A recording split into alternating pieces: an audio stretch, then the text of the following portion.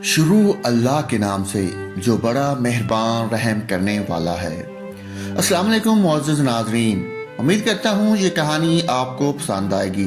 اگر کہانی اچھی لگے تو ویڈیو کو لائک کر دینا اور چینل کو سبسکرائب کر کے ساتھ لگے گھنٹی کے بٹن کو بھی دبا دیں۔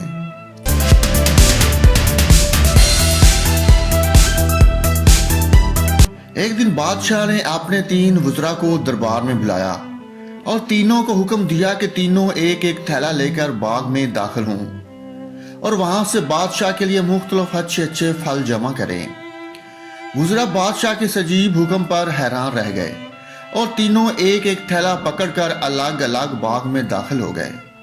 پہلے وزیر نے کوشش کی کہ بادشاہ کے لیے اس کی پسند کے مزیدار اور تازہ پھل جمع کرے، اور اس نے کافی محنت کے بعد بہترین اور تازہ پھلوں سے تھیلا بھر لیا۔ دوسرے وزیر نے خیال کیا کہ بادشاہ ایک ایک پھل کا خود تو جائزہ نہیں لے گا کہ کیسا ہے، اور نہ ہی پھلوں میں فرق دیکھے گا، اس لیے اس نے بغیر فرق دیکھے جلدی جلدی ہر قسم کے تازہ اور کچے اور گلے سڑے پھلوں سے اپنا تھیلا بھر لیا۔ تیسرے وزیر نے سوچا کہ بادشاہ کی توجہ صرف تھیلے کے بھرنے پر ہوگی، اس کے اندر کیا ہے اسے بادشاہ نہیں دیکھے گا۔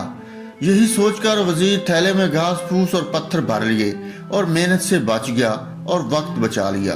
دوسرے دن بادشاہ تینوں وزراء کو اپنے تھیلوں سمیت دربار میں حاضر ہونے کا حکم دیا۔ جب تینوں دربار میں حاضر ہوئے تو بادشاہ نے تھیلے کھول کر بھی نہ دیکھے اور حکم دیا کہ تینوں کو ان کے تھیلوں سمیت 1 ماہ کے لیے دور دراز جیل میں قید کر دو۔ اب اس دور دراز جیل میں تینوں کے پاس کھانے پینے کے لیے کچھ نہیں تھا سوائے اس تھیلے کے جو انہوں نے جمع کیا تھا۔ اب پہلا وزیر جس نے اچھے اچھے پھل چن کر جمع کیے تھے وہ مزے سے اپنے ان پھلوں پر گزارا کرتا رہا، یہاں تک 1 ماہ آسانی سے گزر گیا۔ دوسرا وزیر جس نے بغیر دیکھے تازہ خراب تمام پھل جمع کیے تھے، اس کے لیے بڑی مشکل پیش آئی۔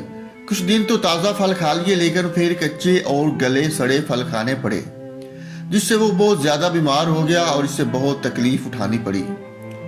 تیسرا وزیر جس نے اپنے تھیلے میں صرف گھاس پھوس ہی جمع کیا تھا، وہ کچھ دن بعد ہی بھوک سے مر گیا کیونکہ اس کے پاس کھانے کو کچھ نہ تھا۔